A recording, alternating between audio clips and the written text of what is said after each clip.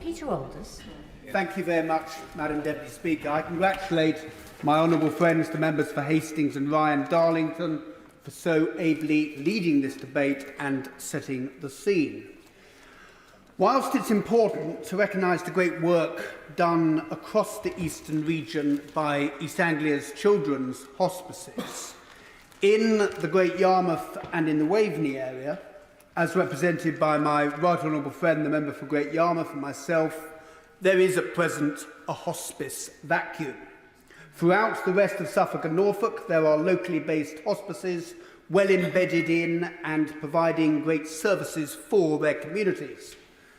The good news, Madam Deputy Speaker, is that plans are being carefully prepared to fill this vacuum and this void. A local partnership is evolving to build a local hospice led by St Elizabeth Hospice and including the local NHS, councils, a community interest company, volunteers and fundraisers. To be successful, to open the hospice and then to run it, national government must join this partnership.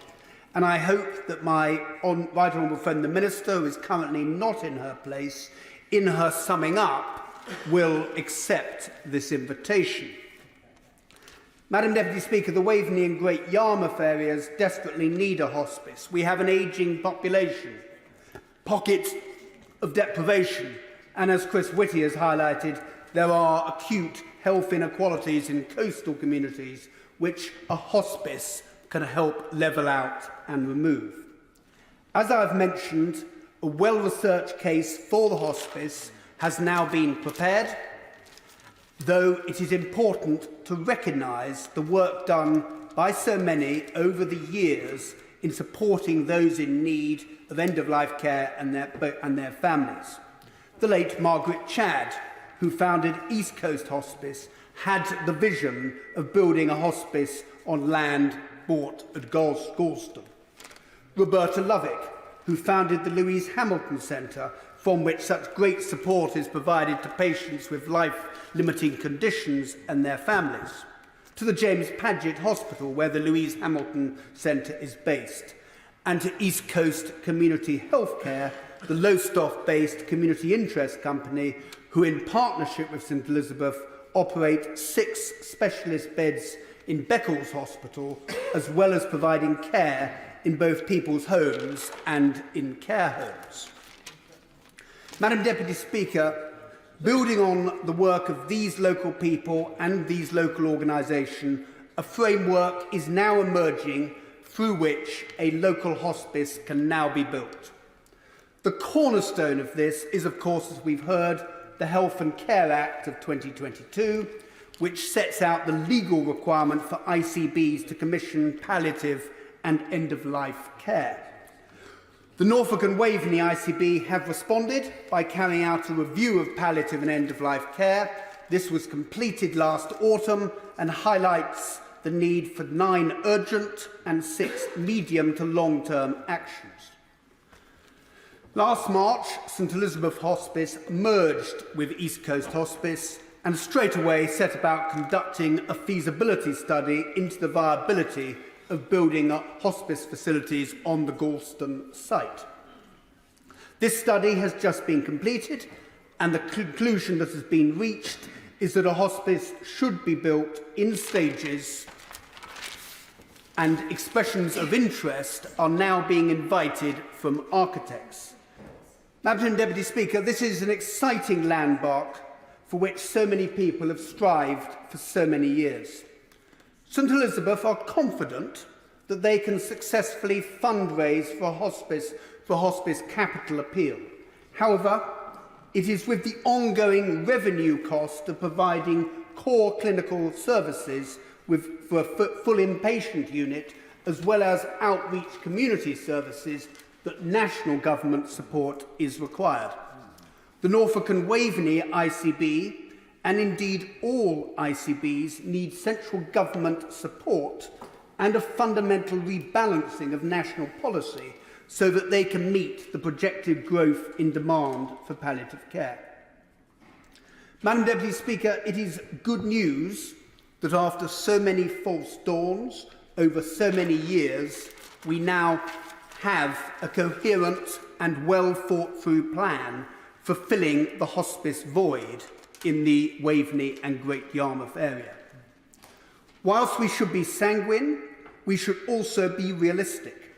We are not even at the starting point as the rest of England, as we've heard from those other colleagues who actually have a hospice up and running. We don't. And that is why the government need to join the partnership that has evolved and support the Norfolk and Waveney ICB so that they can commission hospice services on a long-term, multi-year basis. And I urge the government to join us on this exciting journey. Thank you. Steve Double. Thank you very much, Madam Deputy Speaker. And it's becoming a bit of a habit of me being the warm-up act for the wind-ups, but I gather I'm not going to get that honour this evening. It's a great privilege to be able to speak in this debate, which clearly is heartfelt by many members across the House, and I congratulate my honourable friends who secured this debate. The subject of hospices, I think, is one of those that most of us hope we never really get to experience firsthand in our lives, but when we do experience them because a loved one needs their care and support, you realise just how important and how valuable they are. And I'm incredibly proud and privileged to have two exceptional hospices in my constituency. Mount Edgecombe Hospice, that is part of Cornwall Hospice Care, that was opened in 1980 and was Cornwall's first hospice.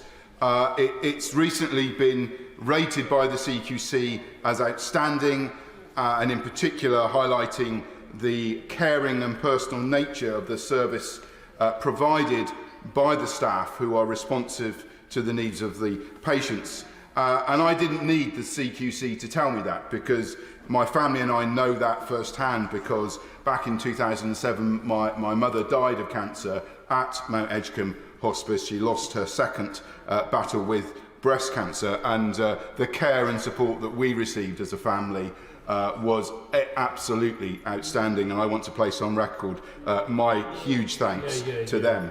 But I'm also greatly privileged to have Little Harbour, which is part of Children's Hospice South West in my constituency, that opened in 2011.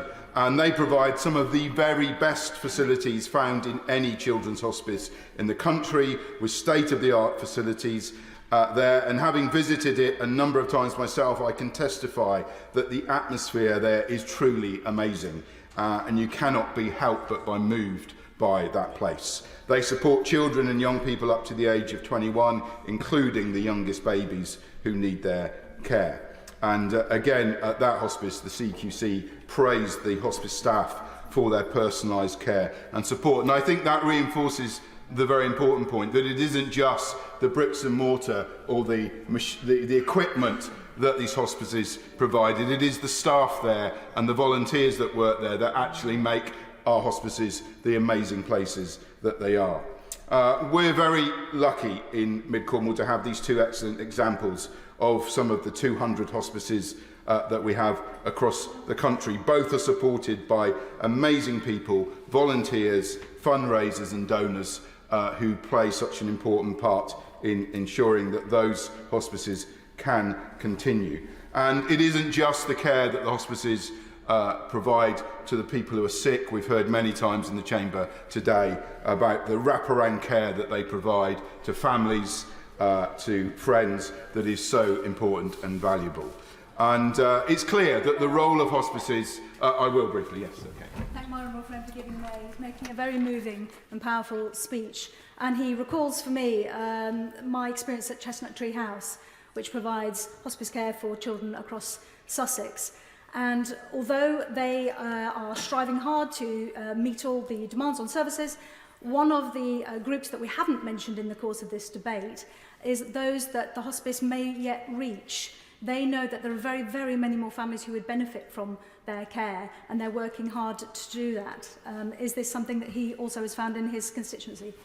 I'm very grateful to my honourable friend for that intervention, and she makes precisely the point that I'm coming on to make is that it's very clear in our country that there is going to be a growing need for hospice care as we go forward. We feel this incredibly acutely in Cornwall, where we have seen more than our elderly population has grown by more than 50% in the last 10 years.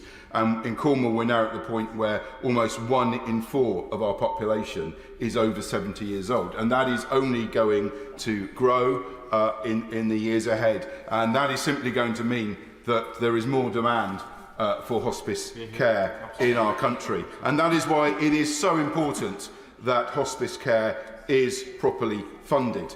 Now, I believe it is the best for our hospices to stay in the independent sector as charities. They gain most of their support from the public. This is seen time and time again, I think, in my experience of the 2 hospices in my constituency, that being independent from the NHS gives them a very special place in our communities. People feel a great connection to them. They feel they have a personal stake in the work that they do, particularly if they engage in fundraising towards them. And I fear that that may well be lost if they became nationalised effectively. And I believe that is so important for our hospices that we are able to continue that. However, I do believe that the government need to better recognise the important role that hospices play. We've heard several times about the postcode lottery there is for NHS funding towards our hospices, and I think that is something I would say to the Minister we really do need to look at addressing. Cornwall Hospice Care, I'm told, is the 2nd lowest level of funding of any hospice charity in the country. Just 9% of their funding comes from the NHS. That means 91% of their funding is raised through fundraising, donations and legacies. And I don't think that can be right. That I'm all for donations playing a significant part in the funding of hospices, but I believe, particularly in Cornwall, that the NHS should be stepping up and providing more funding to our hospices. So we do need to look at the regional variations, and it really does need to be based on need and the need in those regions for the hospice facilities. And I would urge the Minister and the Government to look at what more can be done to provide a proper level playing field when it comes to NHS contributions to our hospices. We've all heard again that the last few years have been really difficult for our hospices, with the growing pressures on costs rising and demand rising. And I do think that one of the things we could really do for the hospice sector is provide more certainty of funding going forward, to provide multi-year funding settlements so that they can plan far better. They know at least what funding is coming from the NHS, so that they have that certainty and can plan accordingly.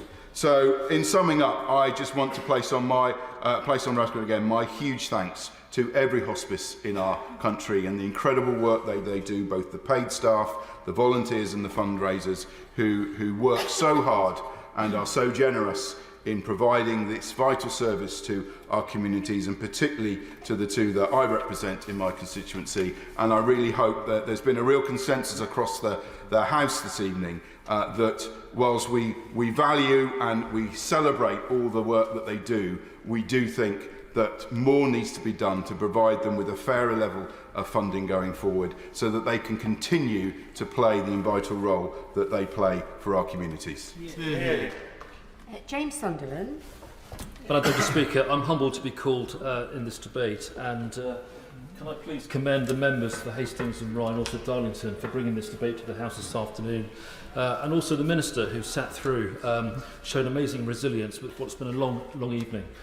What I've noticed this evening about this debate is that members that have spoken sort of fall into broadly 2 camps. So there are those who've had personal experience of hospices, family members who have suffered and needed the facility, and those speeches have come across amazingly, real pathos, real depth, and I commend all of the members that have spoken so personally about their journeys, and also perhaps members like me who have not had personal experience of hospices but recognise the importance of what they do. And if I may, in the time that I've got, I just want to talk about two hospices in my constituency which I think are very important.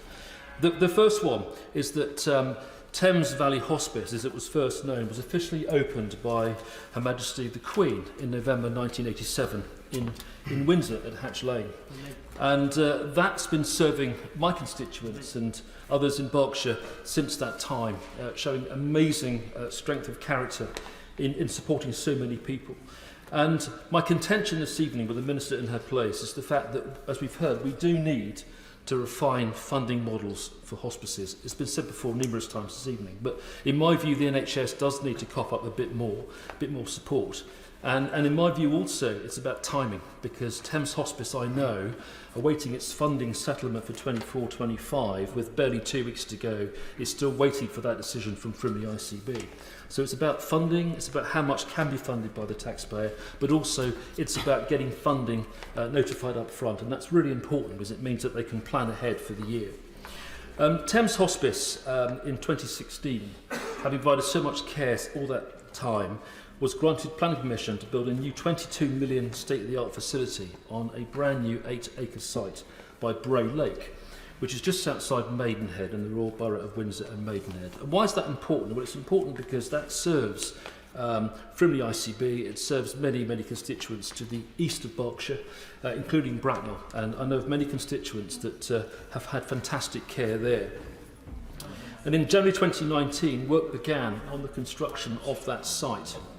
By 2023, with the new site being built, and I visited earlier last year, an absolutely incredible site with so many fantastic staff, a cafe, dedicated services. Thames Hospice has supported around 2,500 patients and their loved ones annually with high quality medical and emotional support. This is all about making people's lives easier and making sure that the remaining time on the earth is made as dignified as possible, and we can't underestimate that. We cannot put a price on that, we can't put a value on that, which is why we have a responsibility, in my view, to fund it properly. As for the future, by 2030, 15 million people in the UK will be over 65 years old.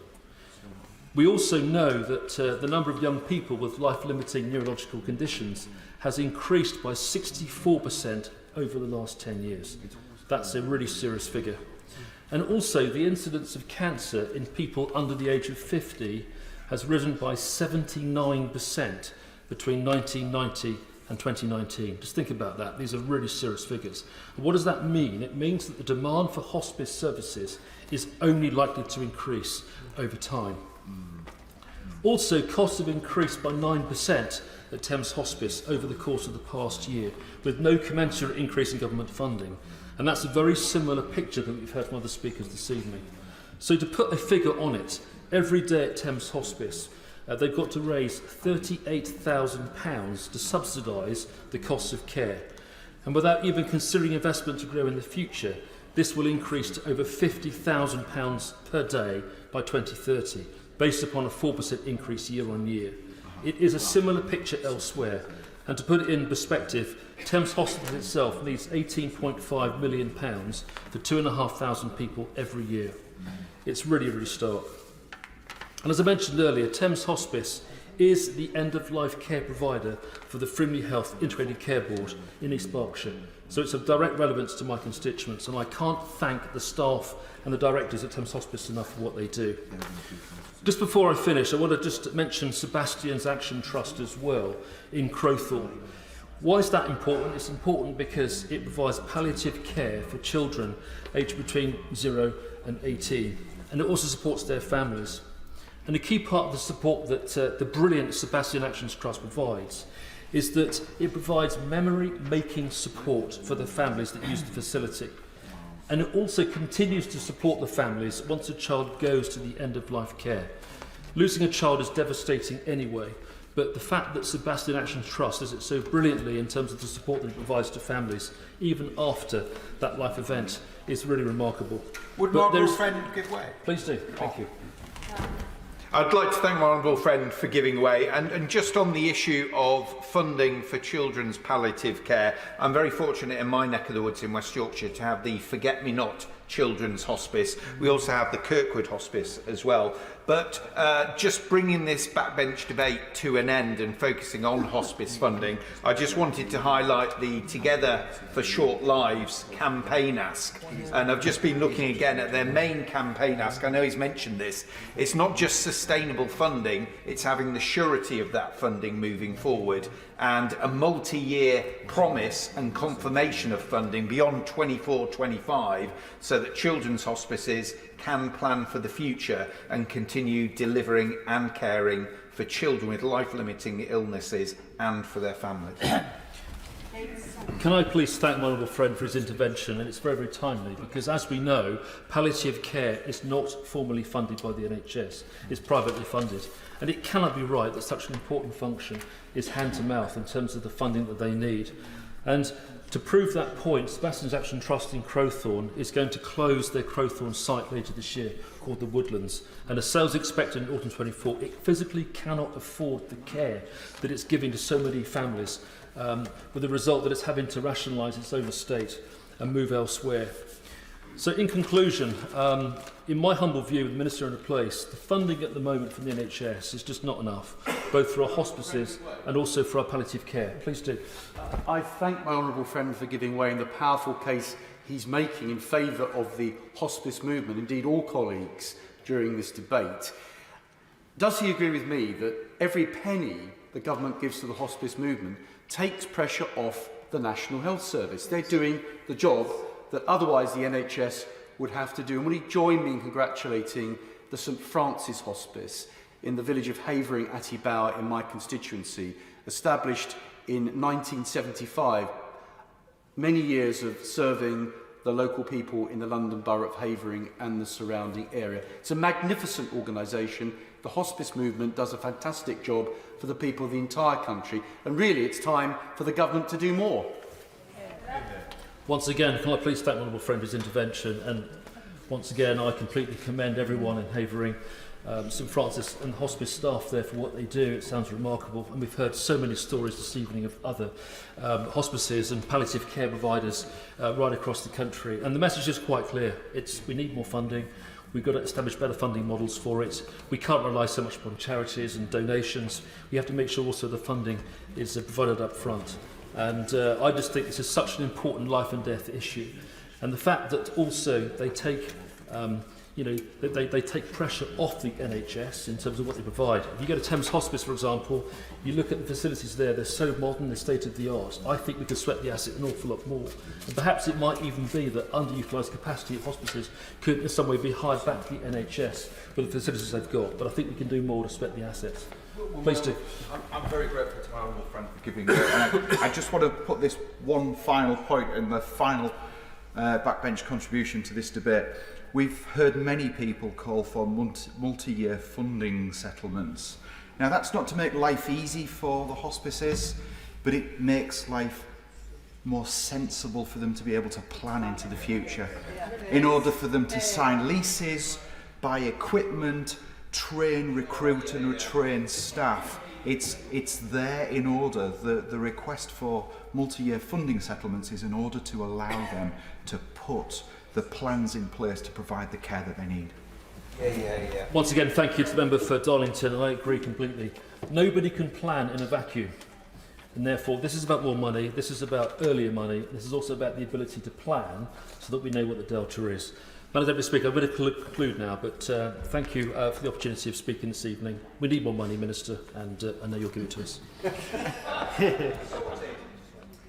SNP spokesperson Patrick Craig. Thank you, Madam Deputy Speaker. And I congratulate the honourable members for Hastings and Ryan Darlington on securing the debate and being able to bring this vitally important issue to the floor of the House after a series of Westminster Hall and other debates in the context of the spring budget at the start of the new financial year with a general election on the horizon. It's an incredibly timely debate, and of course it also coincides with the publication of Hospice UK's report which estimates a deficit across the UK hospice sector of £77 million in the 23-24 financial year. The estimate in Scotland, that's around £16 million, perhaps the worst financial outturns for the sector in nearly 20 years. And the same report suggests an 11% increase in payroll costs to hospices, representing around £130 million, because of course people who work in hospices have every right to expect a decent competitive salary that allows them to make sure their own households are safe and warm. But that is a challenge being driven by the wider cost of living crisis, which is itself having an effect on the hospices, because the areas of heating, food and drink and other consumables are not discretionary expenditure. Hospices have to run 24 hours a day, 7 days a week. They have to maintain a comfortable temperature. They have to provide nutritious, high-quality food. And all of this comes at a time, as the member for Bracknell has just said, when the demand for such wonderful care has perhaps never been higher, because people are living longer, they're dying at later ages, and that means there's ever greater need for palliative care. The ONS estimates in Scotland an additional 10,000 people a year might be expected to seek access to palliative care by 2040. And we've heard some very moving individual testimonies from different members across the House today. The members for Coventry North East, for West Dorset, for Leeds East, all spoke of personal experiences of the hospice movement. The member for Birmingham Edrington, I thought, made some very worthwhile points about hospices being a place where people can really live the final days of their lives. And the member for Eastleigh has been very passionate about this for reasons that he explained about his former Chief of Staff. And we echo the condolences that have previously been paid. And I'm incredibly grateful for the love and care shown to my good friend Melanie, who passed away in the Highland Hospice just over a year ago. And I was proud to be one of the runners yesterday in the London Marathon in her memory and in aid of that hospice. And I equally congratulate the members for Walsall North and Enfield Southgate, who ran for their local hospices, and the members for Edinburgh and Colchester, who also took part in the debate and ran for other worthy causes. And I understand in a few weeks' time, the member for Lancaster and Fleetwood will take part in the 40-mile Keswick to Barrow walk through the Lake District in aid of St John's Hospice in Lancashire. I also want to pay tribute to the work of the Marie Curie Hospice in Glasgow, which has provided care at the end for other friends of mine, particularly some that I've known through the SNP. And in recent weeks, close friends have had reason to be grateful to everyone at St Vincent's Hospice in Renfrewshire in very sad and difficult times. And I think those personal experiences are what help to inspire that incredible generosity that allows the hospice movement to continue its work. As we've heard, 2/3 of adult hospice income comes from such voluntary fundraising, while at the same time, as the Sue Ryder charity estimates, the hospice sector is actively saving the NHS £600 million a year by freeing up bed space or even avoiding hospital admissions in the first place. And the member for South Dorset gave some examples of exactly how that can work. So it does seem, from all this evidence that we've heard today, that the current model for hospice funding is increasingly unsustainable. Some have even used the word existential. Now, healthcare is devolved, and so it's not for the Scottish National Party to determine how the Secretary of State, the Minister or their shadows on the opposition benches prioritise their spending decision. But if the UK Government did find new or additional funding for the hospice sector in England, that would have consequences for the budget available to Scotland's Government. The current 2024-25 budget for Scotland does provide over £19.5 billion for NHS recovery, health and social care, and that is a real terms uplift despite the austerity that we're facing. And the Scottish Government has also established a new strategy steering group to oversee the development and delivery of a new palliative and end-of-life care strategy and associated work programmes. And that work aims to ensure that everyone in Scotland receives well-coordinated, timely and high-quality palliative care, care around death, and bereavement support based on their needs and preferences, and that can include support for families and carers. And we want to ensure that Scotland is a place where people and communities can come together to support each other, take action and talk openly about planning ahead, serious illness, dying, death and bereavement. There are other actions that the UK Government could take that would continue to help hospices across the islands. Energy costs remain stubbornly high, and yet the Government is bringing many of its energy support schemes to an end. As I said earlier, energy is a fixed cost for hospices, not an area where savings can readily be made. And the member for Darlington spoke about the situation of Ardgowan in Inverclyde. So many of the reforms to the energy market and energy price support that the SNP and others have called for would make a difference in turn to the hospice sector, as in many other parts of the economy and society. And regrettably, the government's approach to immigration is having an impact. How many nurses and doctors and other specialists have arrived in the UK, maybe some of them on small boats or other irregular means, but are being denied the opportunity to work? How many more are not even coming in the first place now because the government has decided that they can't bring family members, or it's massively increasing the costs and thresholds for visa applicants? How many might have come from Europe or might have stayed if it wasn't for Brexit? Every country in the world is having to face up to the legacy of COVID and the impact of the conflict in Ukraine and elsewhere, but the UK government has been making deliberate policy choices in many of these areas that are exacerbating these challenges, not mitigating them, and the impact of that can have long-term consequences. If the hospice sector does have to make radical savings and scaling back of service provision, the costs of palliative care and supporting people at the end of life will still have to be met. They'll just have to be met elsewhere. That could mean increased costs for the NHS, increased costs for social services, or worse still, for individual families and households, not just in financial terms, but in emotional and psychological terms if they're denied that support at the end. People will always want to raise and give funds for hospices, but if we collectively want to rely on them to be there for individuals and families when they're needed most, we can't expect the hospice movement simply to rely on the goodwill and efforts of voluntary fundraisers. I think there's been a number of important suggestions that have been made during this debate, in the motion and in the evidence given by hospices themselves and the all-party group, on how the government can put the sector on a more sustainable footing going forward. So I hope that the Minister, in the spirit of consensus that we've heard this evening, can respond positively, work with its counterparts across the United Kingdom and service providers to ensure that the sector gets the support it needs, so that everyone who works for hospices can focus on what they do best and continue to provide love and care to those who need it most at the end of their lives. Shadow Minister Andrew Gwynn. Thank you, Madam Deputy Speaker. It's a pleasure to respond to this debate. We've had a very thorough debate over the course of the past few hours, and I want to start by not only thanking the Backbench Business Committee for granting the time for us to debate this important issue, albeit a week later than most of us had expected, but also want to thank and congratulate the honourable members for Hastings and Rye and for Darlington for securing the debate, as well as for their contributions.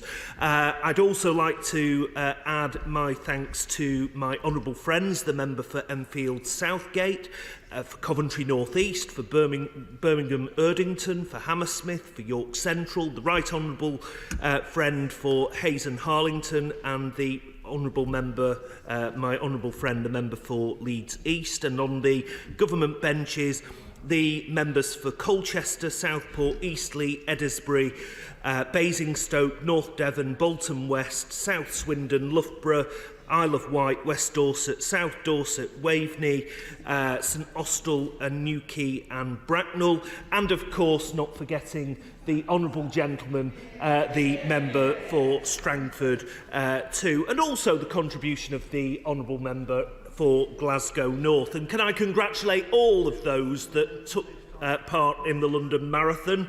I wasn't one of them. But anyway, back to the subject that we're here to debate. End-of-life care is a subject which has touched the lives of most of us.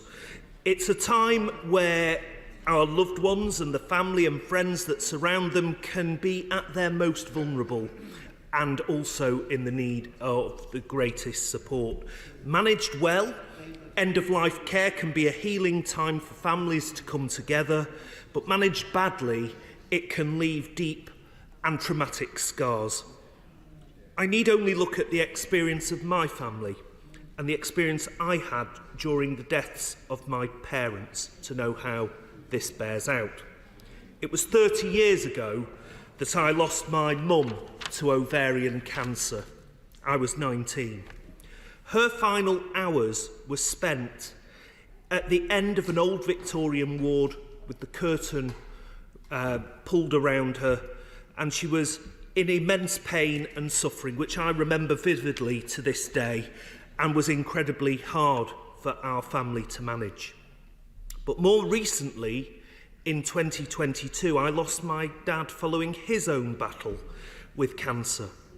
Unlike my mum, he died at home, with my wife and I taking him in for the last few months of his life, supported by a superb army of care staff. In fact, when the time came for my dad to decide whether he wanted to go to the local hospice, Willowwood Hospice, or stay at home with us, his final words that he communicated to me and my wife was, "Stay here."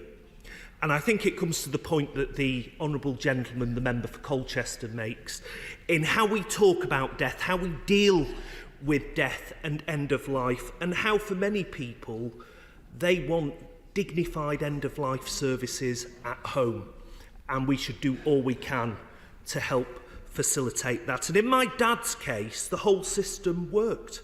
It came together in a way that I know from my own constituency casework it rarely does. But from the hospital, social services, Macmillan, Marie Curie, the GP, the pharmacy, the district nurses, and Willowwood Hospice, everything worked together seamlessly, and my dad passed away in comfort, peacefully, and surrounded by those who loved him most in the world. And I think that we've heard from the experiences of my honourable friend, the member for Coventry North East, and indeed of other members in the House today, of how we have to get that end-of-life choice right for people. And hospice at home plays an important role in that. Now, the sharp contrast between those two journeys emphasises to me in a deeply personal way just how impactful end-of-life care can be. Death is, for all of us, should be the choice that we want, and it should be, we should leave this planet with dignity. And we talk about the integrated care boards, and the clue is in the name. They should be integrated, both with social care but also with other services, including hospice services. And in my dad's case, that worked. But as we've heard from members across the House, in too many cases, that integration just isn't there yet.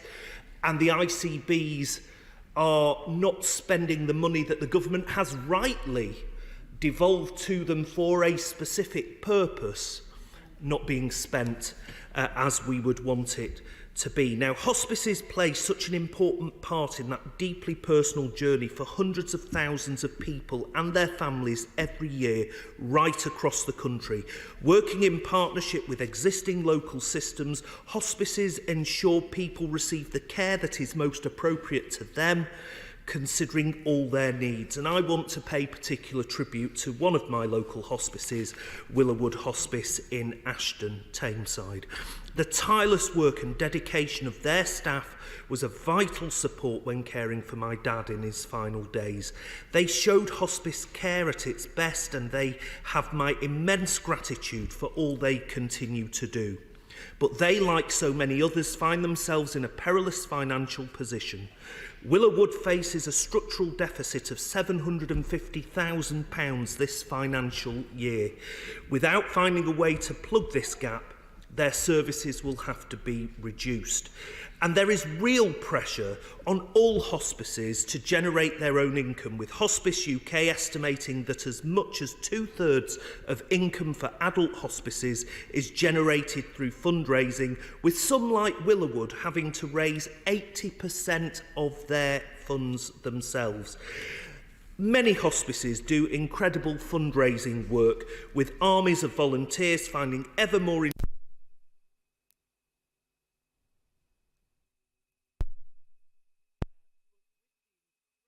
hostile economic climate see what's happening? Finding themselves in, including from energy costs, which obviously the House can't now afford. Funds are being squeezed more than ever. The sector as a whole is on track for a deficit of £77 million for the last financial year, the worst figures for 2 decades. As a result, hospices are starting to pare back some of their services.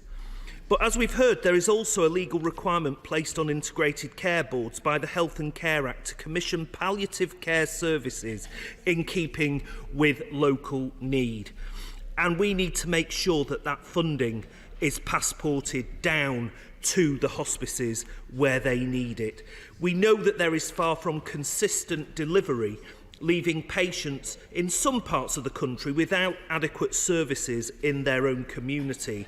And the clear pressure on the sector shows no sign of letting up, because we are an ageing population. The demand on hospice services is set to increase further, with ONS data suggesting a further 130,000 people will die each year in the UK by 2040. So in closing, Madam Deputy Speaker, it is clear that what we need is proper, joined up, supportive policies for the hospice sector. We need to ensure that the money that government has ensured is there for the hospice sector gets down to where they need it, at the hospices themselves.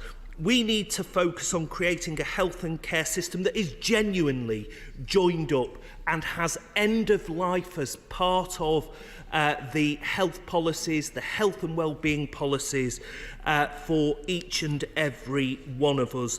It can no longer be the taboo subject it once was, and the hospice sector underpins that so many care pathways that have a tangibly positive impact on patients and their families end of life matters.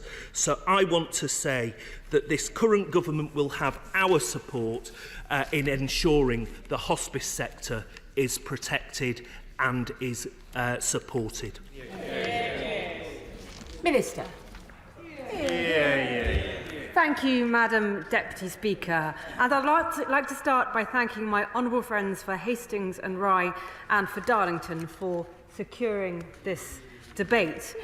The number of speeches this evening reflects the strength of feeling and indeed the support for hospices across the country. As the Minister with oversight of end-of-life care, I share the passion of many honourable members for hospices and for what they do caring for people towards and at the end of life, providing respite for carers and supporting families both before and after the death of a loved one.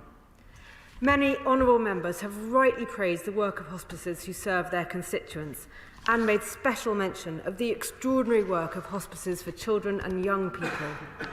I'd also like to thank hospices for all they do, for all they're doing right now, as their work and the work of hospice staff is around the clock. Beyond that, I'd like to thank everyone who gives palliative and end-of-life care as part of hospice teams, but also working in the NHS. How you die, how your loved ones die, or in fact, how you live towards the end of your life matters. As the Honourable Member for Birmingham Erdingham said so eloquently earlier this evening, and all of us here this evening know this. That's why palliative and end-of-life care matters, both when that care is provided by the NHS, as it is for the majority of people, and when it is provided by hospices. And I do want to emphasise this point, because sometimes there is a misunderstanding here, and I have heard it a few times this evening. The fact is, most palliative and end-of-life care is provided by the NHS, whether that's in hospitals, by primary care, and by community trusts. Alongside and in addition, hospices do the wonderful work that they do. Recognising the importance of palliative and end-of-life care, we specified in the Health and Care Act 2022 that integrated care boards must commission these services to meet the needs of their populations.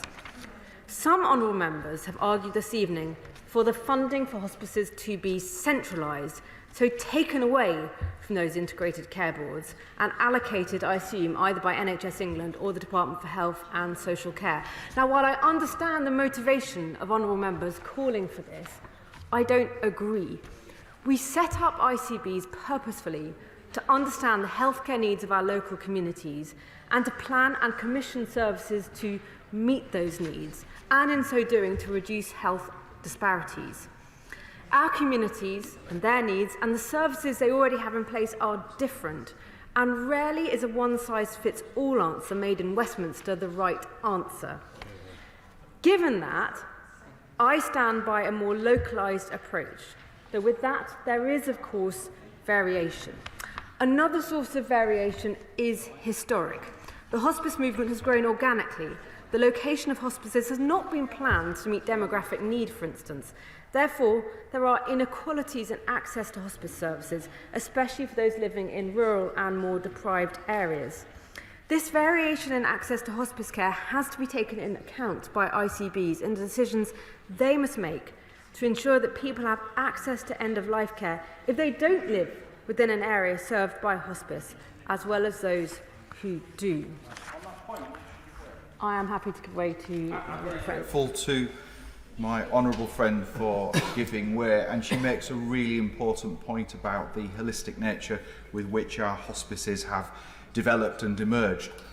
Is it not the case, and would she not agree with me, that our ICBs have the opportunity to, in fact, use our hospices as a means of addressing those shortfalls in certain communities, directing funding specifically to them to meet needs that hasn't been met before?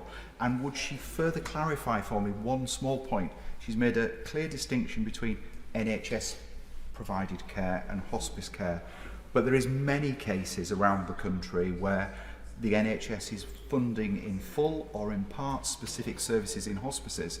And so on that particular point, would she distinguish between, how would she distinguish that? Is that NHS care or is that hospice care if it's been fully commissioned and fully funded by the NHS?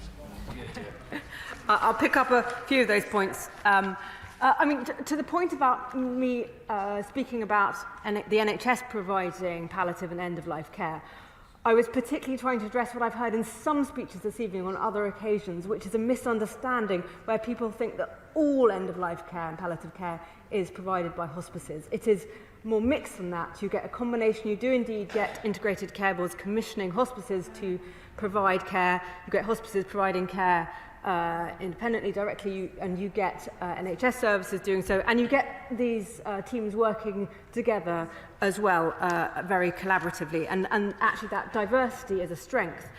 Sometimes to address inequalities, indeed, ICBs can look to hospices to do more, for instance, in underserved areas. At other times, it may be more appropriate for them to look to NHS services. It will vary by area, and that is why one of the reasons why these decisions should be localised rather than somebody sitting in my place trying to say this is how it should be done across the whole country.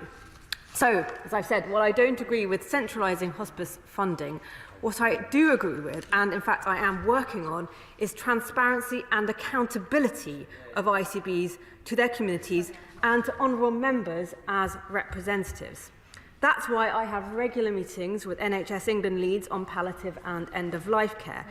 That is why I'm pleased to have secured NHS England's commitment to including palliative and end-of-life care in the set of topics which are discussed in regular performance meetings that NHS England has with ICBs.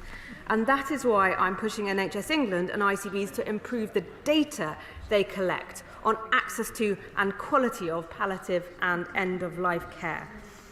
Currently, NHS England has developed a palliative and end-of-life care dashboard of data to help ICBs understand the needs of their populations and then address and track inequalities in access to end-of-life care.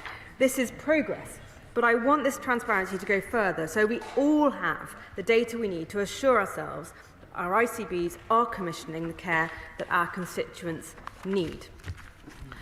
I've heard the calls for more funding for hospices, alongside stories of some fantastic fundraising efforts, from the Star Trek Night Walk and the Santa Sprint to magnificent marathon runners who have joined us in the chamber tonight, fresh from the London Marathon yesterday. Congratulations to those who have done that, particularly on behalf of hospices. Very timely for this debate. That said, I disagree with the honourable member who said that people running the marathon for hospices is sad. It is not. It is a wonderful thing. It is a sign of the tremendous support that hospices have in our communities. It's a sign that people are willing to choose to fund hospices, not just when the taxman comes along, but actually choosing that they want to have a hospice providing services to people in their area. And it's a good thing because this fundraising gives hospices an independent funding stream and the freedom that goes with that to serve their communities as they say fit, and together with that, really strong ties with their communities and all those people who do fundraise for their hospices. Yes, I'm happy to do that. Friend, she is so very right. In my constituency of Eastbourne, for St Wilfrid's Hospice, people aren't just prepared to run, they'll walk over coals. Would she congratulate them and their outstanding work? Yes, I would congratulate all fundraising efforts. I do hope their feet are all right.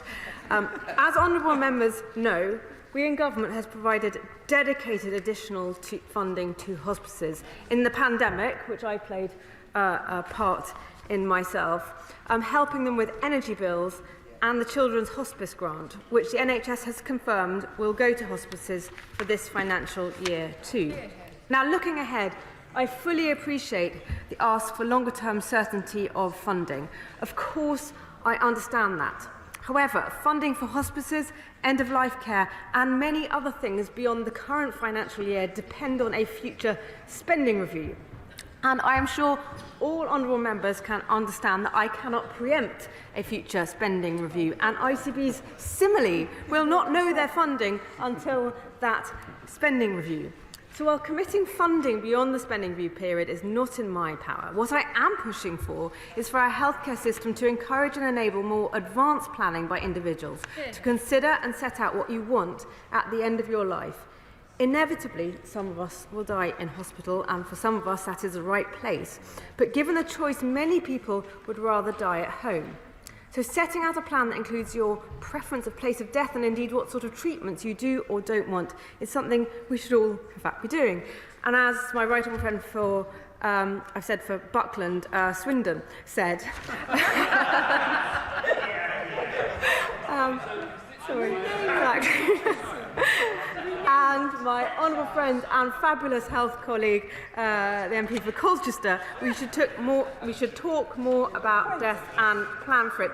Madam Deputy Speaker, in conclusion, there aren't easy answers to the questions raised this evening. There rarely are. I don't have a pot of money otherwise going unspent for hospices, nor do ICBs or NHS England, but I will continue what I do, working with NHS England to make sure palliative and end-of-life care is given the attention it deserves and needs, is considered important, just as we consider services which prolong life important, and that the NHS is held to account for doing that. I will continue to agree with honourable members on the importance of hospices and the important work they do.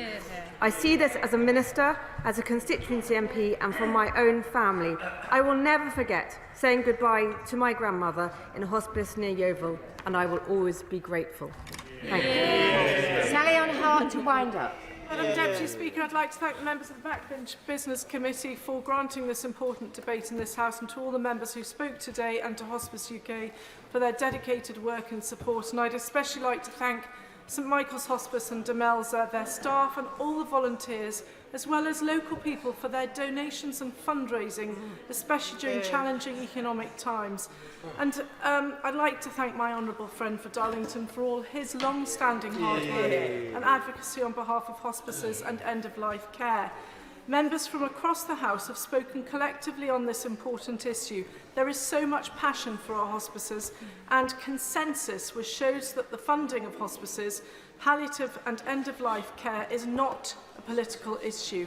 The government does financially support hospices through ICBs, but funding models also require closer consideration, ensuring parity with the NHS whilst maintaining hospices' independence and flexibility. The Minister has heard many similar themes, mainly surrounding certainty of funding and on a sustainable basis, and better collaboration between ICBs, NHS and hospices, and I thank her for her work and her consideration and listening to this debate. Extra government funding via ICBs can improve a localised approach, and we all call for funding to be included, for more funding to be included in the spending review.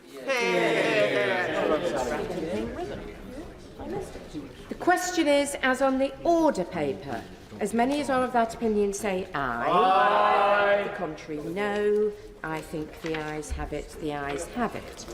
We now come to motion number 9 relating to business of the House today. Number 2, Minister to move. I beg to move. The question is, as on the order paper, as many as are of that opinion say aye. Aye. The contrary, no. I think the ayes have it. The ayes have it. Order. Under the programme order of 18th March, any message from the Lords in respect of the safety of Rwanda asylum and immigration bill may be considered forthwith without any question put, and proceedings shall be brought to a conclusion no later than 1 hour after their commencement.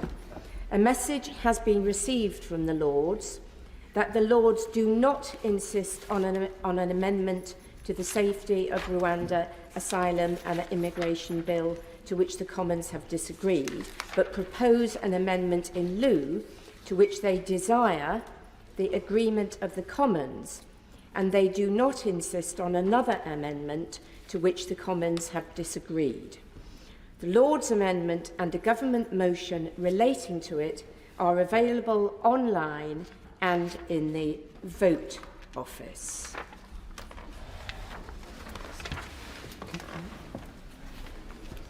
Safety of Rwanda Asylum and Immigration Bill, consideration of Lord's message today.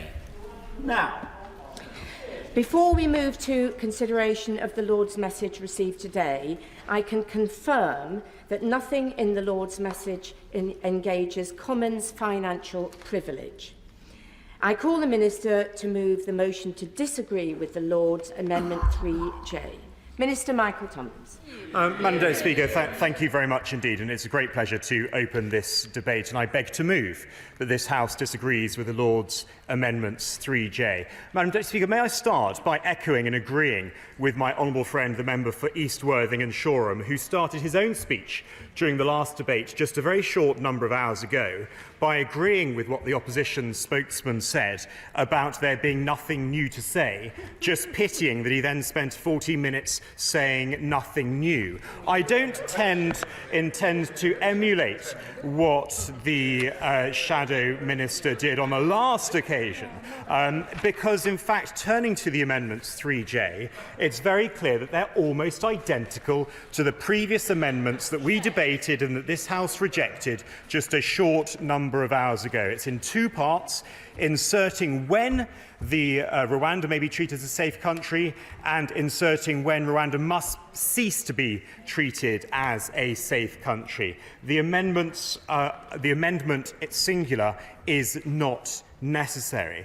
Just to confirm, turning to the amendment from the noble Lord, Lord Anderson of Ipswich, I will make clear once again that we will only ratify the treaty when all necessary implementation is in place. The implementation will be kept under review by the Independent Monitoring Committee, and Clause 9 of the bill makes clear when the bill and the provisions come into force. To confirm, Madam Deputy Speaker, implementation continues at pace. I can confirm again that on the 21st of March, the Rwandan Senate passed their legislation ratifying the treaty. And once again, as I confirmed this afternoon, on the 19th of April, just last Friday, the Rwandan Parliament passed their domestic legislation to implement their new asylum system.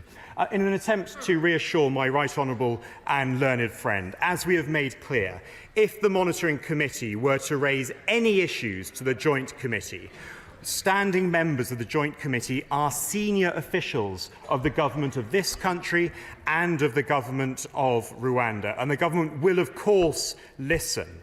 And I remind my right honourable friend and honourable friends that it will be up to the Independent Monitoring Committee to raise issues at any point. Madam Deputy Speaker, there is nothing new in these amendments. These amendments have already been rejected. Enough is enough. I beg to move. The question is that this House disagrees with the Lords in their Amendment 3J. Shadow Minister Stephen Kinnock. Thank you very much, Madam Deputy Speaker. So for several months now, the Prime Minister has been ferociously attacking their lordships in the other place, simply for doing their constitutional duty by seeking to revise and improve this bill. And tonight we see the evidence of why it is so important that they did just that. And I would like to put on record my thanks to the noble Lord Brown for his tenacity in securing a significant concession, and it is a concession, which promises that Afghans in the UK who have put forward credible claims of evidence of a connection to Afghan specialist units will not be deported to Rwanda. Now, this hasn't gone as far as we would want it to, but at least the government, albeit begrudgingly, has inched towards doing the right thing by standing by some of those who so bravely stood by us in the face of the Taliban. We owe them a debt of gratitude, and it is a great shame that the government, and in particular the Prime Minister, first turned its back on those we promised sanctuary to by cancelling flights from Pakistan, then spent months resisting Lord Brown's efforts to prevent these brave Afghans from being sent to Rwanda, despite repeatedly being pressed to do so by our armed forces to do the right thing, and now, finally, having to be dragged kicking and screaming to where we find ourselves this evening.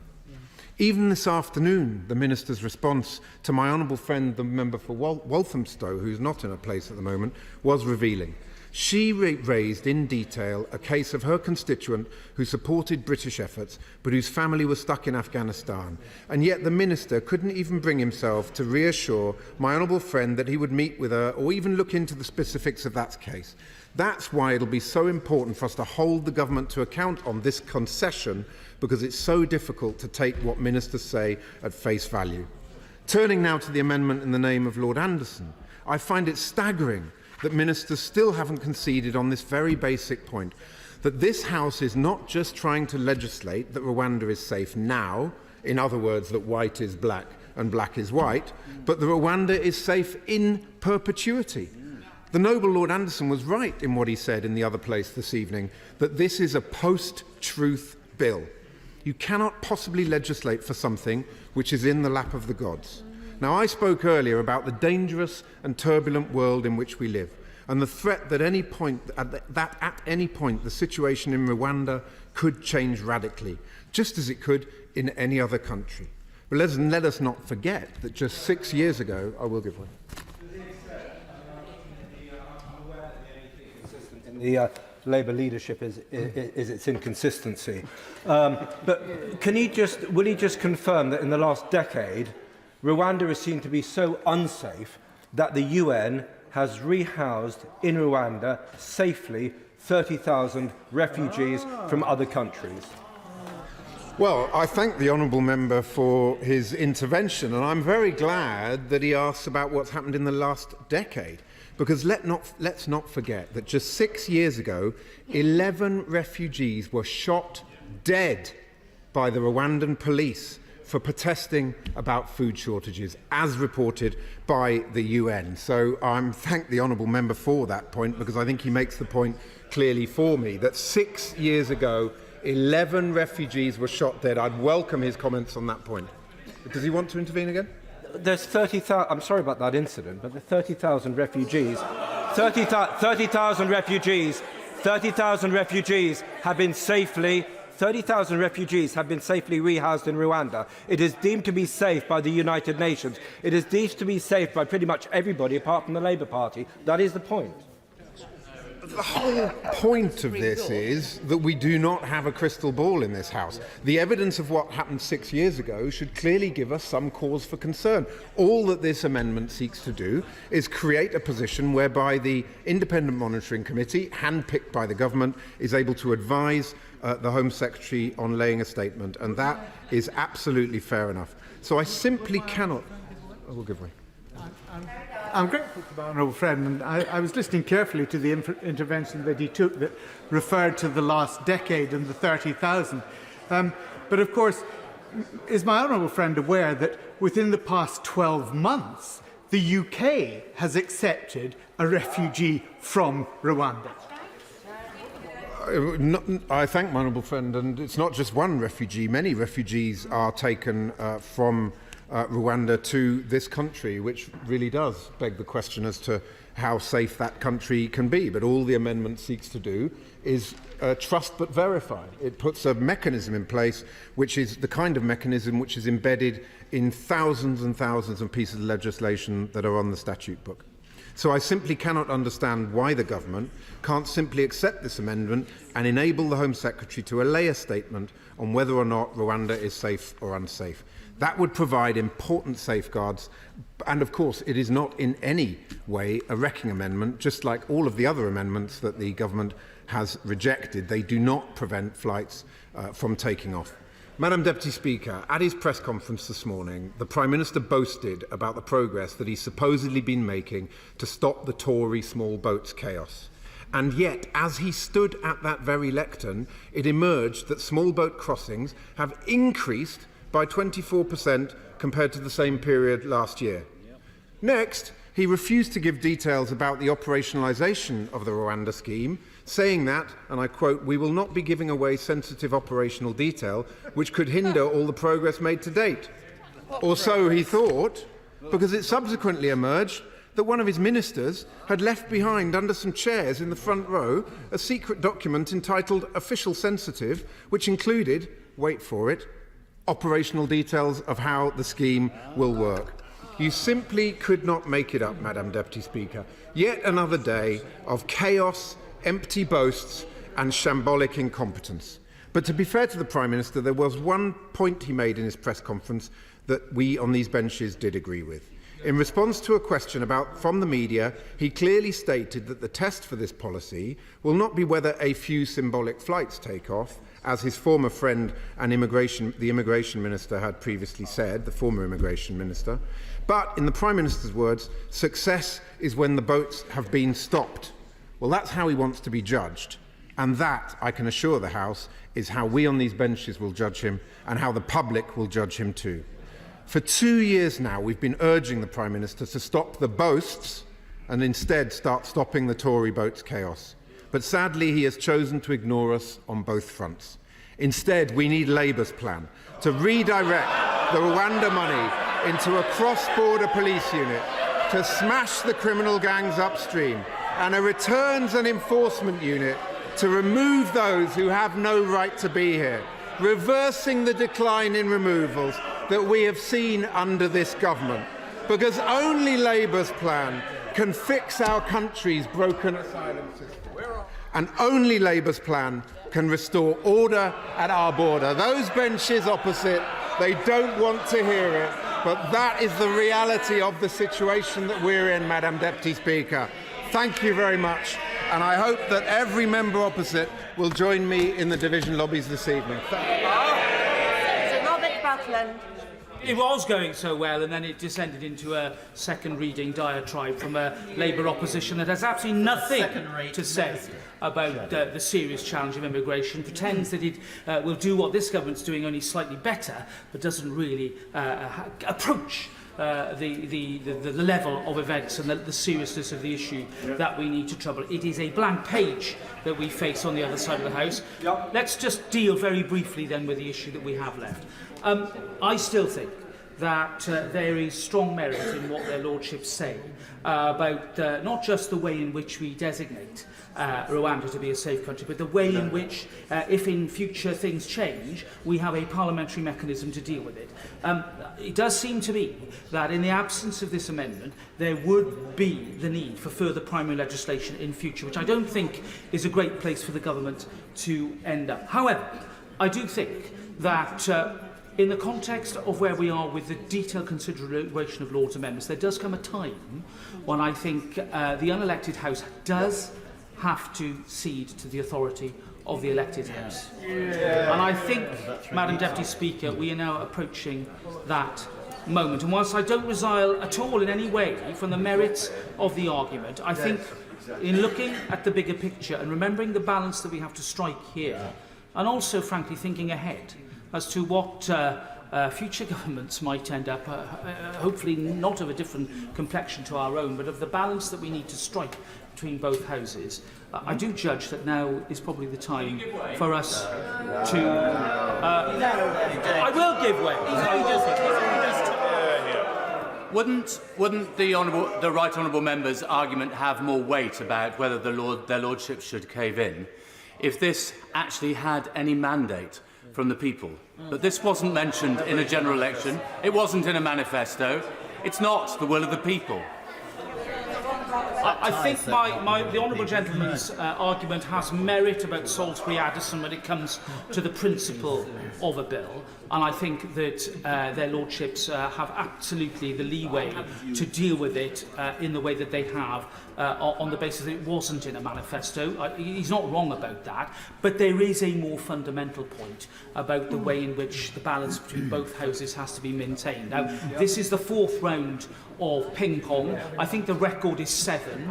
This is a short bill, Madam Deputy Speaker, and I remember bills much more lengthy than this, for example, the EU withdrawal bill, where we only had 2 rounds of ping-pong on that occasion, because I think in the end the other House did respect the primacy of this place. And however reluctantly I feel about this, however conflicted I feel about the issue, I do think that we have reached that moment, which doesn't necessarily mean I'm going to vote against the Lord's amendment, but I will consider my position as to whether I vote in favour of it on this occasion. But I do say this to my right honourable learned friend, to the government, that I think getting ourselves in a position where we've had 4 rounds of ping-pong on a bill as short as this is not a great place to be with respect to him.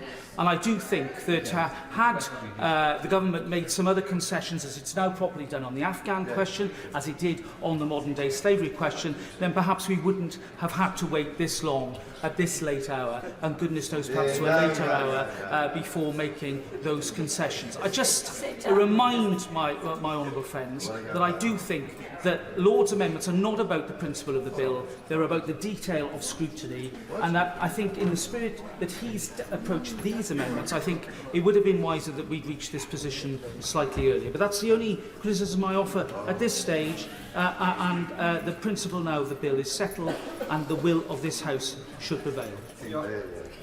SNP spokesperson Alison Cooley. Thank you, Madam Deputy Speaker, and I rise again on the this awful bill to put the SNP's opposition to it on record. We do not support the state-sponsored people trafficking bill on Rwanda, and we will oppose it in any way that we can. And I must say I was quite disappointed to hear the Labour Lords caving on the Afghan amendment through in the Lord. And if they think that this is some kind of concession, I've got some magic beans to sell them, honestly. It's pathetic. And the journalist from The Independent, who has done so much work to expose the weaknesses of the government's Afghan schemes, she says, Holly Bancroft says, this review is already happening and it's only for Afghans with links to specialist units. The Home Office is saying they won't deport the triples granted leave to remain in the UK by the MOD who came here irregularly, but the number of people in this situation will be very small. Hear, hear. Before I came into the chamber, I was phoned by Councillor Abdul Bastani of Glasgow Afghan United because he wants to know what was happening in this place, and he wants to know what protections there will be for the Afghans that he is in constant contact with. He wants to know what happens to the journalists, what happens to the interpreters, what happens to the women and children, the people who put their lives in danger to safeguard the UK's mission in Afghanistan, to their children, to their families. He says those people who are the UK left behind, he says nobody is listening to them, nobody is replying. The safe and legal routes are not there. I will give way. I'll make this point for I want it recorded and answered. It's very important. My constituent Trevor Young worked for the British Army in Afghanistan. Alongside him worked his comrade and his friend in Afghani, who happens to be in Pakistan because he had to leave Afghanistan because of threats to him and his wife and his children. Police have removed his phone. He's under a deportation from Pakistan back to Afghanistan. Madam Deputy Speaker, this is so important for my constituent, and I have to say to the Minister in particular, Minister, my constituent has his friend, a soldier, has been forgotten about by this British government and by the Minister, and because of that I had to make a plea for him, because he isn't covered within this legislation. I thank him, and he's quite right to point this out in the way that he has. And it's been further reported in the Independent, an Afghan intelligence analyst who worked alongside members of the RAF but has been threatened with removal to Rwanda. He says, and I quote, "I call on the Prime Minister and the Government to stand by the promise made during the fall of Kabul. If the legal ways such as ARAP and ACRS were actually working, people like me wouldn't have to wait for years just for a response and wouldn't be forced into taking a small boat to come to the UK. Being in limbo is nothing but a waste of the UK's resources. I have skills to contribute to the UK's economy and tax system, but I have to rely on Home Office help because I cannot work." There are thousands in his position.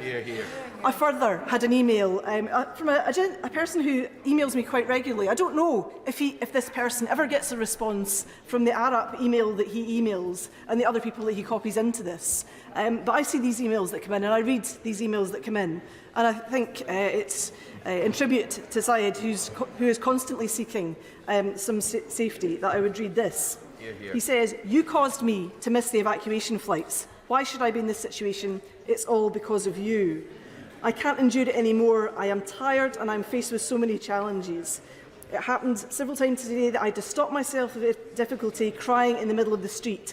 Everyone was looking at me. I cannot endure it anymore." And these are the people that have been left behind by this bill and now left behind by the Labour Party, who would not press this amendment yet further. Moving to the remaining amendments that we have, from all the amendments that we have. Yes. I'm sorry, am I boring the members opposite? Do they want to pop back out to the Prime Minister's office and have some drinks instead of listening to the important cases being put in this debate? They care so little. What we are asking, and Order. I'm just anxious the Honourable Lady addresses the amendment in front of us. Alison Keelis. Thank you, Madam Deputy Speaker. I am addressing the amendment in front of us. Now, what this amendment seeks to do is a very small concession to this place, that this place here should have some kind of scrutiny over whether Rwanda remains a safe country. The folk over on the benches opposite were all about taking back control, but when it comes to scrutiny of the treaties and the obligations we're signing up to, they couldn't give a hoot. It's quite clear. Exactly. Now, all that we are asking for in this amendment, all that the Lords are asking for in this amendment, is that some assurances now and in the future that there will be scrutiny as to whether Rwanda is indeed a safe country. That is not asking too much. Now, what I would like to know from the government is they say that they will be ready to remove people in 10 to 12 weeks. And the government has said that Rwanda will be safe when the treaty is in force. So can I ask, will all the matters of implementation be in force in 10 to 12 weeks? Will the policies be in place in 10 to 12 weeks? Will the staff be in place in 10 to 12 weeks? Will the judges be in place in 10 to 12 weeks? Will the lawyers be in place in 10 to 12 weeks? Will the appeals system be in place in 10 to 12 weeks? Will all of these things be there? Will the accommodation be there in 10 to 12 weeks? Because we know they've already sold it off. And what airline company have they contracted to remove people in 10 to 12 weeks? Because they have been extremely unclear about whether they even have an airline company, and they have not told us that. This House deserves to know, because we are not going to get the opportunities again to scrutinise the government on whether or not the Rwanda Treaty is actually being implemented. And I think that's the very least that this House should be able to do, to be able to keep a check on the government and on future governments as to whether or not they are fulfilling the obligations that they carried out. Because we know that even when this treaty was being negotiated, that Rwanda were engaging in refoulement of people. So if that was happening when the treaty was being negotiated, is it still happening now? Can the Minister give any assurances that Rwanda is not refouling people right now? And if he cannot come to the dispatch box and give that assurance, we should not be passing these we should not be rejecting these Lords' amendments and approving this bill this evening. This bill has been very unusual in the number of Lords amendments that we have had, Madam Deputy Speaker. I've never seen the like. Now, I don't believe in the House of Lords. It's a principal position of the SNP not to send people to an unelected chamber. But this Westminster system is broken when the supposed revising chamber has been ignored throughout the entire process of this bill. A revising chamber is supposed to be allowed to revise, but yet this government has ignored every single reasonable amendment that the House of Lords has made. It's exactly the same as when the bill is introduced as when it will come out of this process. And this elected House has absolutely no mandate for this bill. It was in no manifesto, the Prime Minister does not have a mandate for it, and this House has no business approving, and I support the Lords in rejecting it. Madam Deputy Speaker, this bill is not a deterrent. It has not been a deterrent. Nothing they have done has been a deterrent. It will not work. It will pile misery on top of people who have already suffered incredible trauma that the folk crowing in the benches opposite cannot even imagine. It does not happen in Scotland's name, and we will vote against it on every opportunity we will get. The question is that this House disagrees with the Lords in their Amendment 3J. As many as are of that opinion say aye. Aye. Contrary, no. No! Division, clear the lobby.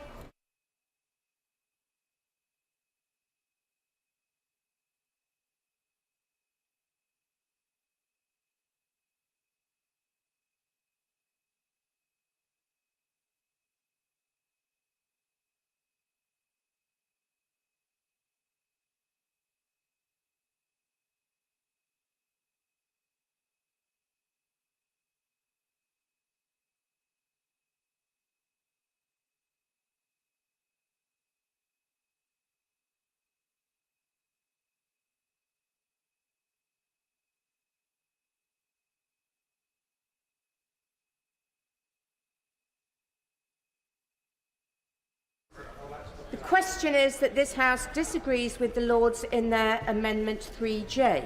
As many as are of that opinion say aye. Aye. Contrary, no. No. Tellers for the ayes, Joy Morrissey and Mark Jenkinson. Tellers for the noes, Tonya Antoniazzi and Mary Glindon. Thank you.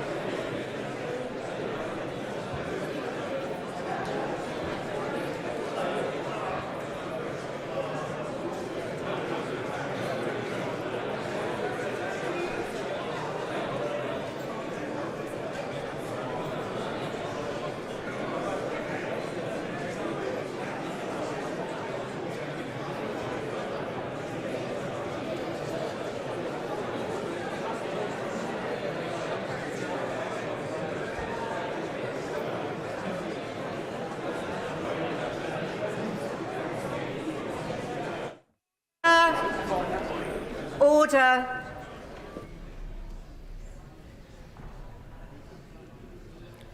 The ayes to the right were 312. The noes to the left were 237.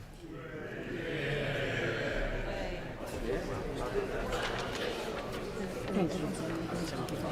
The ayes to the right, 312. The noes to the left, 237. So the ayes have it, the ayes have it. Unlock. Minister to move that a committee be appointed to draw up reasons.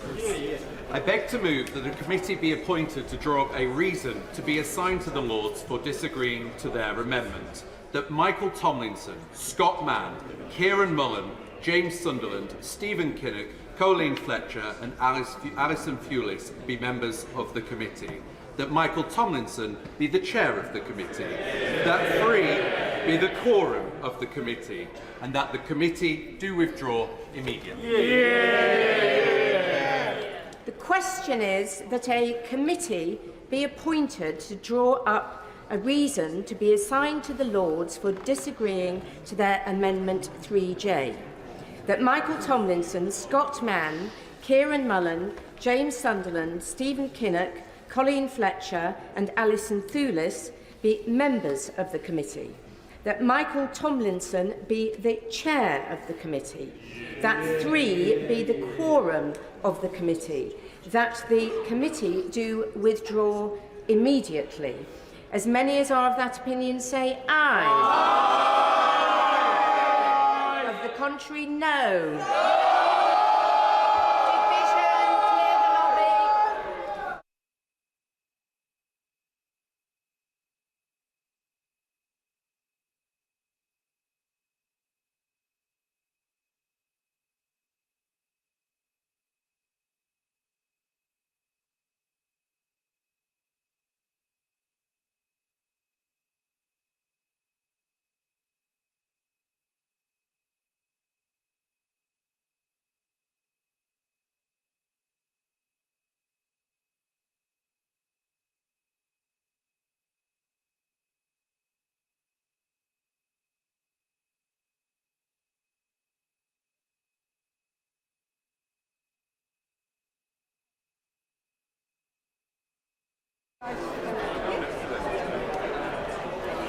Sorry, Liam, can I say that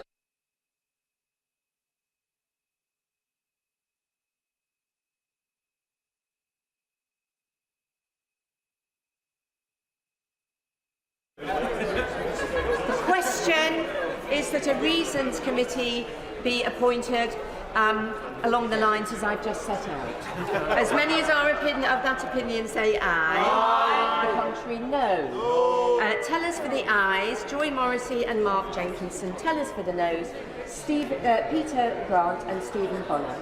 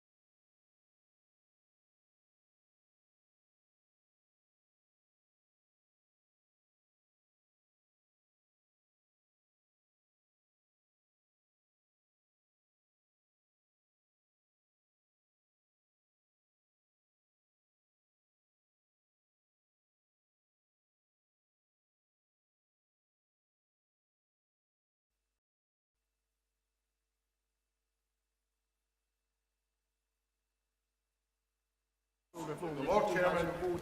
Yes.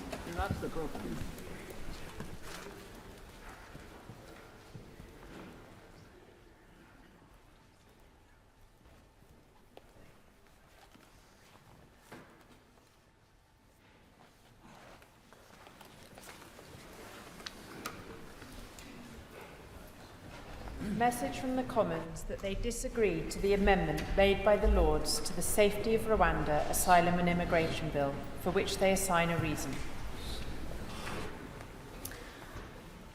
Consideration of Commons reasons on the Safety of Rwanda Asylum and Immigration Bill. Lord Sharp of Epsom. My Lords, I beg to move that the Commons reason be now considered forthwith. The question is that the Commons reasons be considered forthwith. As many as are of that opinion will say content. The contrary not content. The contents have it.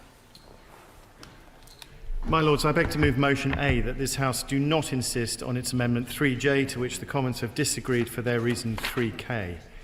My Lords, this bill has now been scrutinised a number of times. The Government have rejected this amendment several times, so we must now accept the will of the elected House and bring this debate on this last amendment to an end and get this bill onto the statute book. My Lords, having now debated this issue on so many occasions, I will not repeat the same arguments, but I would again just want to reiterate a few key points. The bill provisions come into force when the treaty enters into force, and the treaty enters into force when the parties have completed their internal procedures. My Lords, we will only ratify the treaty in the UK once we agree with Rwanda that all necessary implementation is in place for both countries to comply with the obligations under the treaty. I've set out the steps that have been taken to be ready for the treaty to be ratified, and I will remind you once again of the most recent step. Last Friday, the 19th of April, the Rwandan Parliament passed their domestic legislation to implement the new asylum system. My Lords, Rwanda has a proven track record of working constructively with domestic and international partners, including the UNHCR, International Organization for Migration, and other non-government organizations, to process and support asylum seekers and the refugee population. As I've already set out this evening, the Government is satisfied that Rwanda is safe and has the right mechanisms in place should a situation ever arise that would change that view. The Government will respond as necessary, and this would include a range of options to respond to the circumstances, including any primary legislation if required. My Lords, the Monitoring Committee will undertake daily monitoring of the partnership for at least the first 3 months to ensure rapid identification of and response to any issues. This enhanced phase will ensure that comprehensive monitoring and reporting takes place in real time.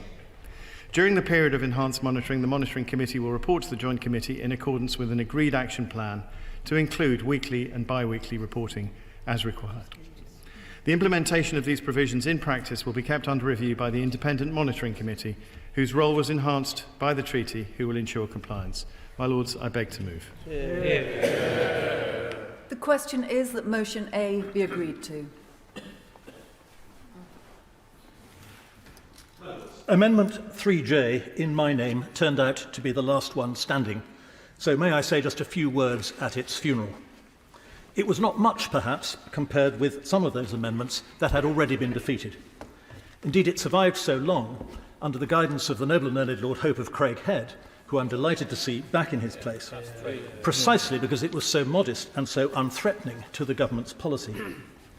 But it did at least touch on a central disease of this bill, and perhaps of our body politic more generally, the imputation of decisions to Parliament to reduce the possibilities for challenge, and the pretence that by asserting something to be true, even in the teeth of the evidence, you can not only make it true, but keep it true forever. Many people, some of them perhaps still watching even now, will have wished us to keep on fighting. But without the threat of double insistence, which remains part of our constitutional armoury, but which did not command the necessary political support on this occasion, there would have been no point in doing so. The purpose of ping-pong is to persuade the government, through force of argument, to come to the table and agree a compromise. They have refused pointedly to do so, and after 4 rounds of ping-pong, their control of the Commons remains as solid as ever. The time has now come to acknowledge the primacy of the elected House and to withdraw from the fray. We do so secure, at least in the knowledge, that the so-called judgment of Parliament was not the judgment of this House, and that we tried our hardest to achieve something a little more sensible. We must take comfort from such assurances as the Minister has been able to give and hold the Government to them. This is the Government's bill, resolutely free of any outside influence. As a patriot, I can only hope, though I'm afraid without much optimism, that it will bring benefits in some way commensurate to its real and painful costs. I rise with a heavy heart, given the lack of further amendment to this dreadful international law-busting bill. I note that in the other place, the SNP twice used procedural motions to delay it by 15 minutes each time. I applaud them for that, and I'm not going to take up the same length, but I am going to take a moment to mark this historic occasion. Your Lordship's House has put a lot of work into trying to make this bill comply with international law, with basic moral laws, with the principles of justice and fairness. The Noble Lord Anderson of Ipswich earlier today said, its costs will be measured not only in money, but in principles debased. Disregard for our international commitments, avoiding statutory protections for the vulnerable, removal of judicial scrutiny. Close quote. Nothing, my lords, has changed in this bill in the last few hours.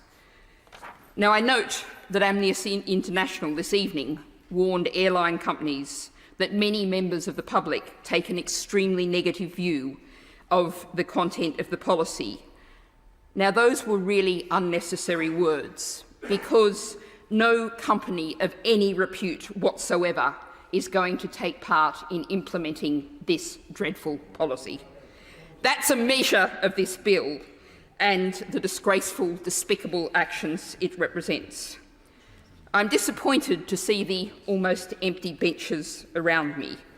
I note that the Liberal Democrat benches are here having played their part in trying to stop this bill at second reading, and I commend them for that action that the Green Group supported. And they are still here to the bitter end. Now, we heard from the Noble Lord the Minister, we'll hear tonight, and no doubt we'll keep hearing in the coming days, well, we're the unelected House. That, my lords, does not mean that this House is without moral or legal responsibilities. I have asked the House a number of times, if not now, when? What will it take to make this House say, here we take a stand? We've had the abomination of the Elections Act, the elements of a policing act that targeted Gypsy, Roma and traveller people explicitly. We've had multiple indefensible restrictions on the right to protest. Now, we are letting through an attack on some of the most vulnerable, desperate people on this planet. What more will we let through? I suggest to noble lords as they leave this chamber tonight to ask themselves that question. With a desperate, flailing government party bereft of ideas and philosophy without principles, this House will keep being tested. So I ask these empty benches, you might be waiting for an election, but what kind of country will it be if you don't stand up now? My Lords, we recognise, of course, the resolutions of this House and the strength of this House in the way that it has worked on this bill. And that doesn't suggest for any one moment that this House has changed its view. It is simply that we have had, of course, to recognise that the other House has the ability to, elected ability to be able to override whatever we wish. And recognising that, however, doesn't mean to say that, of course, the work on what happens and the outcomes of this bill are still to be discussed and debated. Yeah. And the Noble Lord the Minister, and I'm going to repeat his words at least 3 times during the last 3 sessions here, said that the government will not ratify the UK-Rwanda Treaty until all the necessary implementation is in place for both the UK and Rwanda to comply with the obligations under the treaty. Now, it does seem to us that given the position that this House has taken, it would be very valuable indeed for whenever the government is prepared to sign that treaty, that we have an opportunity to talk about it and debate it in this House. And I wonder whether the Noble Lord the Minister would acknowledge that and give Parliament an opportunity, and this House an opportunity, to discuss these matters when that matter comes up. We are assuming, of course, that that will happen within the next 10 to 12 weeks, because that is the timetable which the government has set itself. And therefore, these matters will be of very importance to the House, who have grave concerns about the issues which have been debated here many, many times. So, in recognising that we are at the end of this route of the legislation, it doesn't mean that we're at the end of the debate which we must have on the way and the manner and the objectives which the government has set for itself, and putting that as more scrutiny which we come before us would be most helpful indeed if the Noble Lord the Minister could grant us that time for that debate. My Lords, can I start the final stages of the passage of the bill? It's not a third reading, but I would just like to thank again the government front bench, Lord Sharp, Lord Stewart, who's not here, I can't see him anyway, but also the government chief whip and the leader of the House and others for the way that overall they've conducted the proceedings of the bill. It's been very much appreciated. Can I also just say that although the bill is something we disagree on fundamentally, and the government will now own that bill and see how it works, I am somewhat reassured by the process, unlike Baroness Bennett, somewhat reassured by the process that has been undertaken. Because as a result of what we've said, and contrary to what the Prime Minister said at the beginning of the bill, which completely dominated our discussions for much of the time, the government have amended the bill. And it would have been extremely helpful to the government front bench here and others who may be listening to recognise that the House of Lords does have a role to play. It is perfectly appropriate for the Lords to delay and to say that we think the government should think again, even for the government to think again twice. And if it hadn't been for us demanding that the government think again 3 or 4 times, Lord Brown's amendment would not have been passed. And given the importance that everybody in this House attributes to Lord Brown's amendment, I would think that was cause for reflection on how well the system actually works. It irritates, when I was in the other place, it irritates the government. The government feels as though its elected mandate is being overridden. But actually, except in very exceptional circumstances, that doesn't happen. I don't know how many times I've said from the front bench, and I'm sorry to reiterate that process, but it's really important. I have said numerous times from this front bench, as is my noble friend Lord Kennedy, and as the noble Baroness Smith, the leader of our party in this place, that we will not block the bill. And yet consistently we see from the Prime Minister, including today, that the Labour peers in this place seek to block the bill.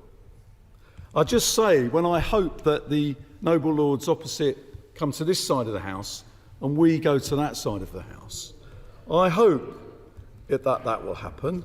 I'm not sure that it will happen.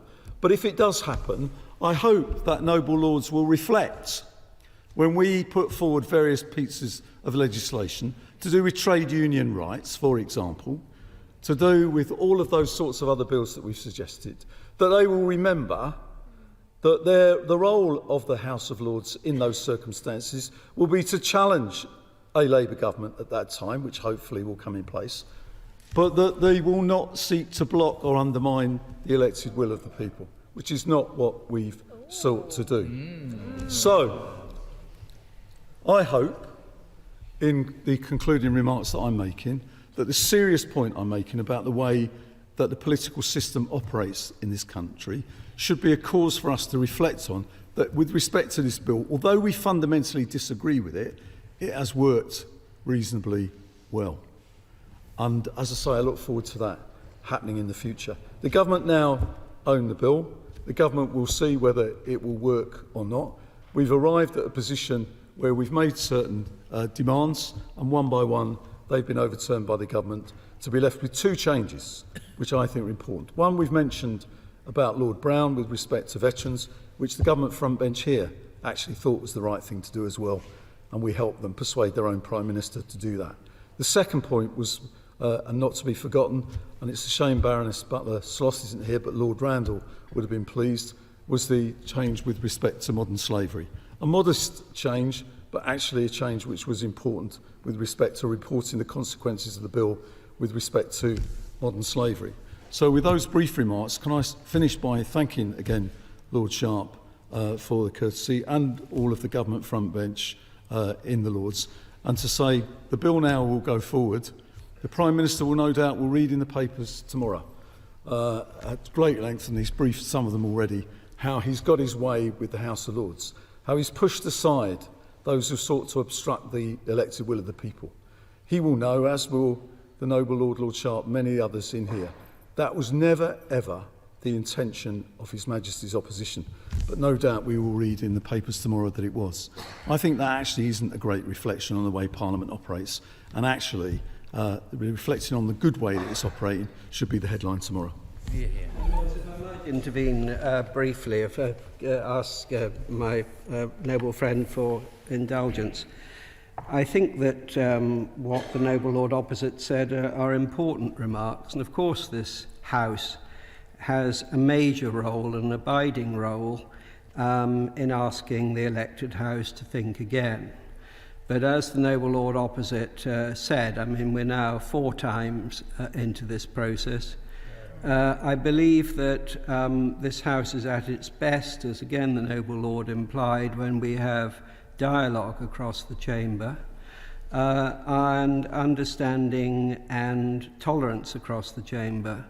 And we've heard the patriotism word used, we've heard the morality word used.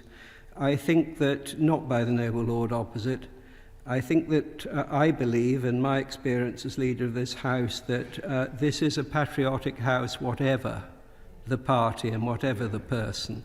And I believe this is a House where people of different political views, with a high political morality of public service, have different ways of seeking to achieve the same end. Now, the party opposite wishes to repeal this bill.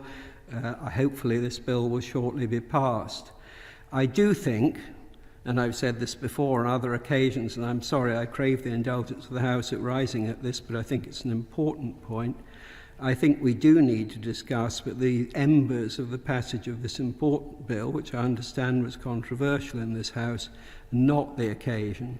But I think it is important that we have a discussion about what are the limits and what is the place of your Lordship's House in scrutinising and indeed challenging legislations put forward by any elected government. I don't think this is the place, but I've said on another occasion I think this is a matter that we might debate both in an open forum and also privately, and I hope that we can do that. But I appreciate the gentle, in the sense of gentlemanly, if that's allowed, a word's allowed to be used this way, the gentle way in which the noble Lord has put the point. I appreciate his tribute to my noble friends and others on the front bench, and indeed to all the people in this House. I think there have been spirited debates, good debates, in the best traditions of the House. But, my Lords, I think in the weeks and months ahead we do need to reflect whether 4 or 5 times sending something back to the elected House is a way in which, the best way to enable the King's government to be carried on. I wonder if you might be able to reflect on the point that my noble friend Lord Jermyn made. The Minister this evening and previously has said that the government currently is not in a position to ratify the Rwanda Treaty because the government is not in a position to state that the conditions that would be required to ratify that treaty are yet in place. That would assume that there will be a process that will have to be underway for the government to ratify that treaty, of which we are currently unaware of. The leader speaks very sincerely about our ability to scrutinise and to hold the government to account for decisions that it makes, especially when it comes to international agreements. Given what the Minister said, and I repeat, the government is currently not in a position to ratify the treaty, will he ensure, through the usual channels, that there is open discussion about facilitating time in this chamber in order for us to discuss what the government's statement would be when it comes to the conclusion that those requirements for the treaty would be in place. Surely that is simply an open way for us to scrutinise the decision that would be made if the conditions are met. The Leader of the House to interpose his body, particularly when the noble lord is active and spirited as he is at this hour. I would say two things. First, we've had many hours of debate on this legislation. I think the doubts and we believe the beliefs and proprieties of this bill are entirely clear. So far as further discussion and the development of events takes place, we in the usual channels are always open to discussion with other parties about what or when, in what way further discussion will be made. But I apologise to the House for my intervention, but I think that there are important things which we need to reflect on. I think perhaps this has been a prolonged process, but I would like, in the immortal phrase of the Senator of the United States of America, to yield the floor to my noble friend, Lord Sharp, to conclude the proceedings. Well, firstly, can I thank my noble friend for his intervention. I think he put his points across extremely eloquently, and I agree with all of them. My Lords, can I just say gently to the noble Lord Anderson, and indeed to the noble Lady Baroness Bennett, this bill does comply with international law. It is profoundly moral and patriotic to defend the integrity of our borders. It's profoundly moral and patriotic to prevent the needless loss of life in the Channel and to put the criminal gangs out of business. My Lords, I'd also like to ask the noble Lady Baroness Bennett why the Green Group is currently a solo act. Where is her partner? My Lords, Rwanda... Been asked a direct question. I'm sure the House would have been delighted to hear from both of us this evening, but we've made a choice to have one representative. If the House would like to hear more from us and see more of us, we'd be invited to do that. Well, speaking personally, I'd rather hear a lot less, but there we are. My Lords, Rwanda is a safe country that has proven time and again its ability to offer asylum seekers a safe haven and a chance to build a new life. Rwanda has a strong history of providing protection to those that need it and currently hosts over 135,000 refugees and asylum seekers who have found safety and sanctuary there. There are binding provisions in the treaty which place obligations on the government of Rwanda to provide for those relocated under the partnership. And my Lords, this is long overdue, but I would also like to put on record my thanks to the officials in the government of Rwanda for all their efforts in delivering this partnership. I beg to move. The question is that motion A be agreed to. As many as are of that opinion will say content. Contrary not content. The contents have it. My Lords, I beg to move that the House do now adjourn. That the House do now adjourn.